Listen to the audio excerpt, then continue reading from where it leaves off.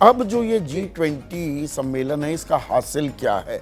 थोड़ा एक्सपर्ट्स के पास चलता हूं और उनसे समझने की कोशिश करता हूं। दीपक वोरा, शुरुआत आपसे ही। आप तो पूरी रात भी जगे रहे, अब वहां सुबह है, यहां तो हम शाम को हम थक गए और आपका पेट्रोल नहीं खत्म होता।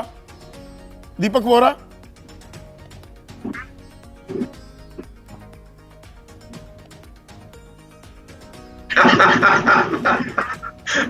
आभारी हूँ सर। जब भी आपका चैनल मुझे बुलाता है और खास तौर से अगर आप 10 बार बुलाएंगे तो मैं 11 बार आऊंगा सर। ये आपको मैं अपने पूरे दिल से कह रहा हूँ। मैं न्यूयॉर्क में हूँ, इस समय सुबह के 9:55 हुए हैं, 18 डिग्री सेल्सियस तापमान है और अभी भी धीमी धीमी बारिश हो रही है। सर अभी मैंने सुना था वो नैम समिट के बारे में 1983, मैं उस समय जूनियर ऑफिसर था, प्रोटोकॉल में इन्वॉल्व था। मैं विनम्रता से निवेदन करूंगा कि आप गेस्ट लिस्ट मंगवा लीजिएगा 1983 की। एम्बेसडर गुरजीत सिंह, जिनकी जानकारी मुझसे कहीं ज्यादा है, उनका तजुर्बा मुझसे बहुत ज्यादा है, उनको भी ये मालूम है। गेस्ट लिस्ट में आप देख लीजिएगा कौन कौन से डोमेस्टिक लीडर्स को इनवाइट किया गया था, आपको मालूम हो जाएगा।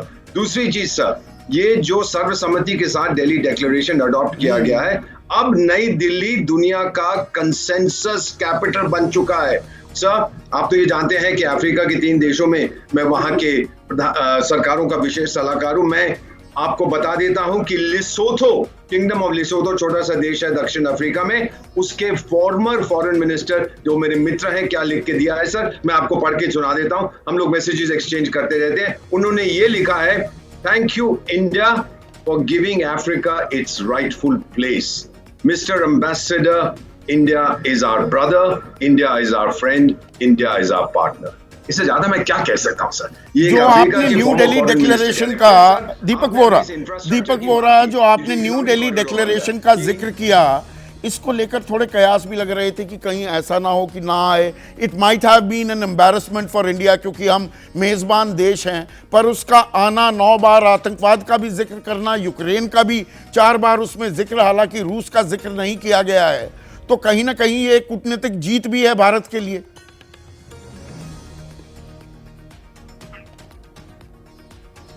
तो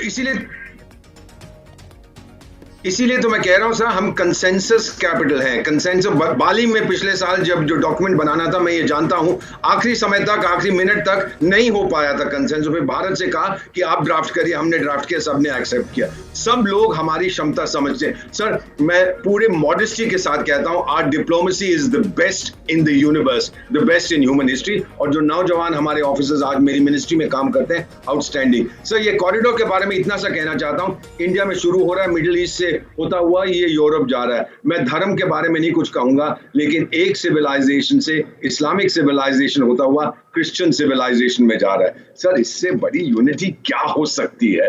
ये भारत का संदेश है। टुडे सर मेरा 6 फुट 2 इंच का कद है, आज ये सब कुछ देखकर 6 फुट 8 इंच का हो गया है। मेरी पतलून छोटी हो गई, आपको बिल भेजूंगा नई पतलून खरीद के, पैसे मुझे दे दीजिएगा, यूपीआई से आप ट्रांसफर कर दीजिएगा मेरे को सर। बस India's time has come. And यही जो लोग सर हमें चुन रहे हैं एज देयर पार्टनर, उनसे इतना ही कहूंगा कि अब आपने भारत की ताकत समझी है। You've come a long way baby। अब हम वहां पहुंच चुके हैं जहां हम सबकी मदद, पर कैपिटा इनकम, ये सब, मैं तो डेवलपमेंट इकोनॉमी से, ये फिगर्स आप बहस करते रहिए, लेकिन Bharat has put it's best foot forward. नहीं, वो बहस करने की बात नहीं, वो भी एक कड़वी हकीकत है। हम 5वीं सबसे बड़ी अर्थव्यवस्था हैं, तो प्रति व्यक्ति आय के मामले में हम 139वें स्थान पर हैं, तो कुछ दिक्कतें हैं। और कोई भी मजबूत देश, एक स्वाभिमानी मुल्क, अपनी कमजोरियों को अपने गिरेबान में झांकने का मादा भी रखता है। जैसे ही घड़ी का काटा दोपहर 2:30 पे आए, बबीता जी का दिल सास बहू साजिश के लिए मचल जाए। और ये है इनकी बहू, पूरे दिन ऑफिस की टेंशन हो जाए गॉन जब ये करें अपना फेवरेट शो फ्री टाइम पे ऑन। इनकी तरह आप भी देखिए अपना फेवरेट शो अपने टाइम पर और डाउनलोड कीजिए एबीपी लाइव ऐप अपने स्मार्ट टीवी पर।